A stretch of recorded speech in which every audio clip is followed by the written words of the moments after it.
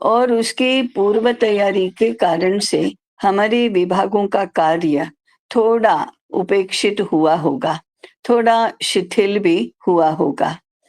अब आगे, इसके आगे व्यास पूर्णिमा तक हम अपने-अपने विभाग की कार्य योजना क्या है, हमने कौन से कार्य और कार्यक्रम निर्धारित किए हैं, उसको ज़रा एक बार देख लें। कई विभागों में लक्ष्य भी निर्धारित हुआ ही होगा और समय सीमा भी निर्धारित हुई होगी, उसका भी स्मरण करें। और लक्ष्य प्राप्त करने के लिए मुझे तो लगता है इस भिक्षा योजना का जो नियोजन और व्यवस्था और संपर्क, सूचना आदि की व्यवस्था थी, उसका एक बार हमने अध्ययन करना चाहिए। सुनिश्चित करना, संपर्क करना, सूचना देना, प्रेरणा देना और लगे रहना, यही लक्ष्य प्राप्ति के लिए आवश्यक होता है। तो हम अपने विभाग के जो भी छोटे-बड़े कार्य निर्धारित किए हैं, उनके संबंध में इन चारों बातों को अपनाएँ। संपर्क, सूचना, मार्गदर्शन, सहयोग और पूछताछ, अनुवर्तन, ये सारा करते रहने से हम सीमा जो निर्धारित किया है उसको प्राप्त कर सकेंगे। तो हम अब उसका प्रयोग करके इस बात को ध्यान में रखें। दूसरा, कोई भी काम जो हमने तय किया है, वह उत्तम पद्धति से होना। जैसे भिक्षा मास था, तो अंतिम पड़ाव ही हमने राशि की प्राप्ति ये तो रखा था। उसके पहले के जो पड़ाव थे, वे अध्ययन में प्रमुख थे। इसलिए प्रक्रिया उतनी ही महत्वपूर्ण है, जितना अपेक्षित परिणाम और उसकी उपलब्धि। तो हम प्रक्रिया पर भी ध्यान देंगे। कि कैसे सभी लोग सक्रिय होते हैं, कैसे वो नियमित रूप से काम करते हैं, कैसे उनका उत्साह और सहभागिता और उसका सरोकार बना रहता है, इसकी ओर भी हम ध्यान देंगे। तो ये अपने-अपने विभाग के कार्य की दृष्टि से हैं। अपने विभाग में जितने भी कार्यकर्ता हैं, उन सभी की सहभागिता आवश्यक होती है, सक्रियता आवश्यक होती है। कभी-कभी क्या होता है कि समझो 7 लोग विभाग में सम्मिलित हैं सदस्य के नाते टोली में, परंतु उनमें से सक्रिय तो 2 या 3 ही होते हैं।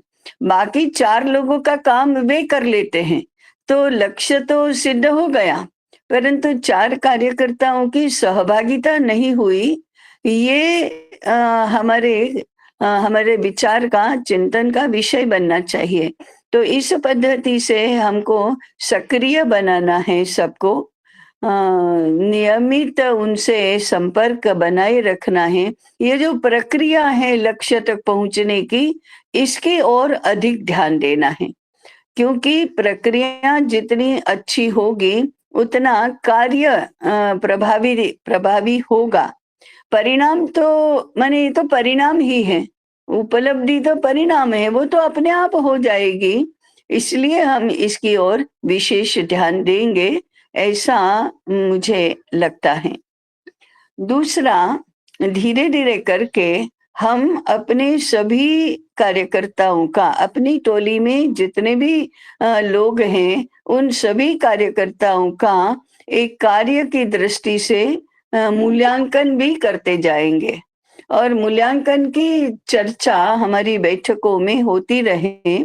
मैंने अपने-अपने विभाग की बैठक में, इस बैठक में नहीं, अपने-अपने विभाग की बैठकों में होती रहे। ये मूल्यांकन पास फेल करने के लिए नहीं होता।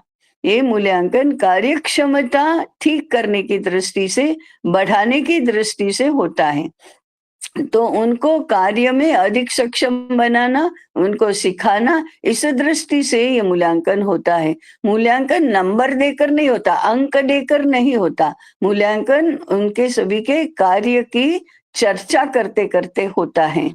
तो हम सक्रिय तो बने ही, साथ में कार्यक्षम भी बनते जाएँ, ये अपेक्षित है। भिक्षा योजना हो या ग्रंथ संशोधन हो या पुस्तक बिक्री हो या अध्ययन योजना हो, कोई भी विभाग हो, अपने कार्य की प्रतिष्ठा बाहर के ज्ञान क्षेत्र में बढ़नी चाहिए, बाहर की शिक्षा क्षेत्र में बढ़नी चाहिए। इस दृष्टि से हम अंतर्मुखी भी हों और बहिर्मुखी भी हों, ऐसी दोनों बातें आवश्यक हैं। तो हम किस रूप में अपने कार्य को अपने दायरे से बाहर प्रस्तुत करते हैं, इस विषय का भी हमें विचार करना है। तो इस प्रकार से हम और चौथा, सभी विभागों का एक दूसरे के साथ परिचय, सामंजस्य, समन्वय और एक दूसरे का सहयोग ऐसा बढ़ता रहे। तो कार्य विभाग तो एक आवश्यकता के लिए है, बाकी सारा विद्यापीठ एक ही यूनिट है। इस प्रकार का मनोभाव और इस प्रकार की व्यवहार की रचना भी हमारी बने, जानकारी हमको सबकी सबकी हो, इस प्रकार से हम आगे का मार्गक्रमण करेंगे। ऐसे अनुरोध के साथ मैं बात पूर्ण करती हूँ।